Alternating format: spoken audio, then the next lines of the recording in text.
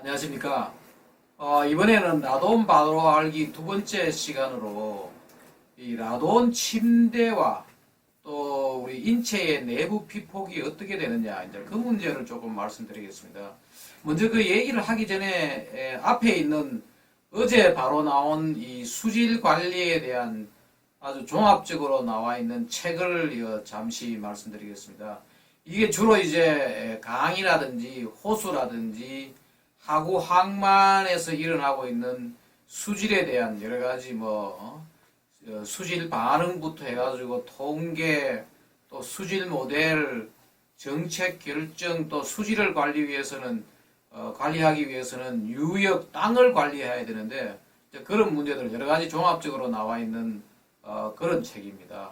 한 반 정도는 일반인이 좀 이해할 수 있고, 한 반 정도는 조금 전문적인 그런 내용들이 있습니다.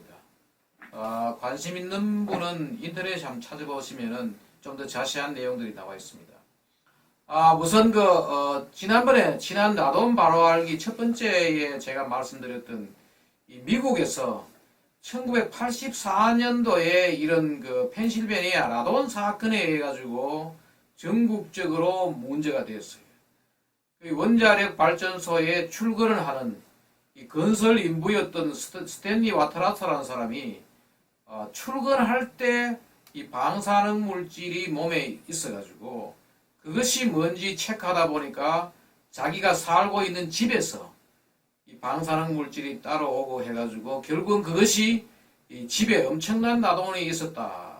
이것이 문제가 됨으로 해가지고 미국 전역에 이 라돈 문제가 제기가 됐습니다. 그러면서 이제 집에 이 홈 인스펙션 제도, 집에 라돈이라든지 또 전자파, 집에서 나오는 이 미세먼지라든지 또 수돗물 문제, 이런 것들을 체크하는 그러한 홈 인스펙션 제도가 도입되게 되었다. 그런 얘기를 지난번에 말씀드렸습니다.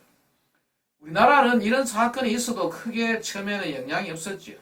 별로 없다가 제가 이제 2011년부터 13년까지 국민과학원장을 하면서 그때 우리나라의 이 실내 라돈을 조사를 해보니까 우리나라가 실제로 이게 라돈 고위험국이었어요.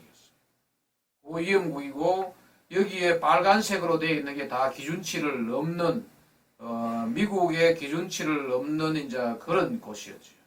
그리고 우리나라도 보면은 평균 주택의 22%가 기준치를 초과한다. 이런 내용들이 나왔죠. 이런 내용들이 여기 보면 조선일보에 2013년 1월 25일 날 보도된 자료인데, 이런 것이 보도됐더라도 우리나라에서는 크게 이슈화 되지 못했어요. 근데 이것이 이슈화 된 건 언제냐? 바로 여기에 지난해 5월 달에 라돈 침대가 이제 문제가 되면서 이것이 이슈화 되었습니다. 바로 이거 나왔듯이 그 당시에 SBS가 바로 이 유명 침대에서 1급 발암물질 라돈이 나왔다. 그 이유는 바로 뭔가 하면은 그 침대에 음이온이 나오게 하려고, 음이온을 나오게 하려고 모나자이트라는 그 희토류를 침대에 집어넣어 가지고 여기서 이제 라돈이 나오게 된 거죠. 이것이 이제 언론에 문제가 되는 걸로 방영되었는데, 그때 이 라돈을 체크하는 원자력 안전위원회에서 기준치 이하다, 이런 결정을 내리게 됐어요. 우리나라는 또 독특하게 이 생활 방사능 물질 이런 것들을 환경부에서 관리를 안 하고, 주가 환경부가 아니고 원자력 안전위원회가 주가 돼 가지고 여기서 이것을 이런 발표를 했어요. 이게 나오니까 이제 다시 또 조선일보가, 이게 큰 오보인데, 조선일보가 SBS가 발표한 것은 원자력 안전위원회에서 나오기를 피폭량 기준치 이하다. 그래서 뭔가 하면은 라돈 침대 관련 보도는 측정이 잘못됐다. 이런 식으로 이 조선일보도 보도도 하고 했어요. 그런데 이 기준치 이하고 괜찮다고 했던 것들이 며칠 만에 이것이 뒤집어지게 됐어요. 뭐냐? 5일 만에 정부 발표가 번복이 됐어요. 처음에 이 조사를 할 때는 뭐냐? 바로 이 괜찮다고 했다고 해요. 그런데 두 번째 할 때는 이것이 기준치를 넘는다. 이런 발표를 하게 되는데 그 이유가 바로 뭐냐? 바로 이 내부 피폭 때문에 그렇습니다. 좀 더 우리가 라돈을 이해하려고 그러면은 라돈이란 물질은 반감기가 3.81 같으면은 이 방사능 물질치고는 빨리 분해가 됩니다. 이 라돈이 우리가 흡수를 하게 되면은 그 빨리 분해돼 가지고 여기서 뭐가 나오느냐? 알파 입자가 나오게 됩니다. 근데 보통 이 방사능 물질에서 나오는 게 뭐냐? 여기 있듯이 알파 입자, 베타 입자, 감마선 이건데 라돈이 내는 물질은 뭐냐 하면은 바로 알파 입자입니다.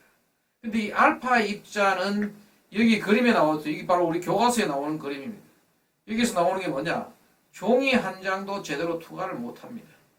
사람의 피부도 뚫지 못하는 거죠. 그리고 베타는 결국 책도 하나 제대로 못 뚫고 제일 무서운 게 이 감마선이죠.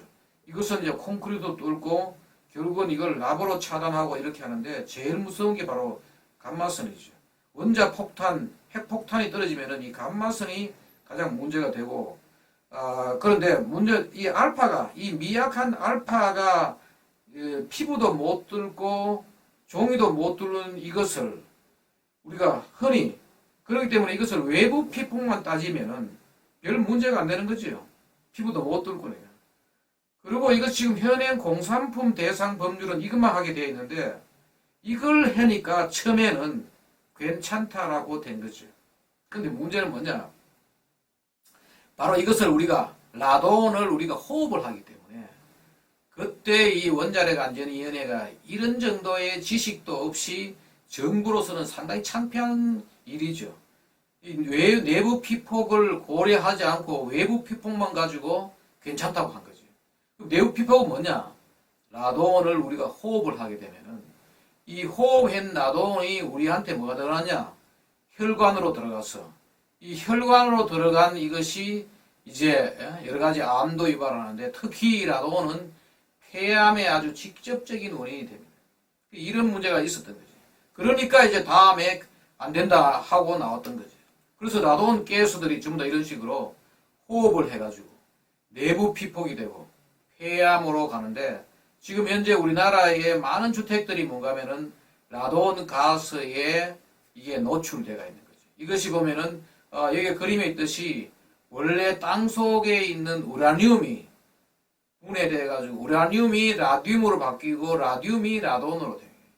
이렇게 해가지고 라돈은 이 가스상 물질이기 때문에 우리 주택 안에서 공기 중에 떠들어 있는 거죠. 라돈의 피해를 줄이기 위해서 뭐 해야 되느냐? 환기를 해야 되는 거예요. 여기에 그 이후에 보면은 이제 라돈이 문제가 되니까 조사를 해보니까 이 곳곳에서 방에서 라돈이 나온다는 거예요. 이런 언론 보도도 있죠. 아이 방에서 라돈이 기준치의 4배가 나왔다. 상당히 위험한. 그리고 또 여기 보면은 우리나라에 5집 중 1집이 라돈 무방비다. 그렇죠? 그래서 이게 이제 문제가 되면 특히 어린이한테 왜 피해가 있고 앞으로 지금 심각한 문제 중에 하나입니다. 지금 폐암 문제에서 그것은 다음에 제가 다시 말씀드리도록 하고 오늘은 여기까지 말씀드리겠습니다. 예, 감사합니다.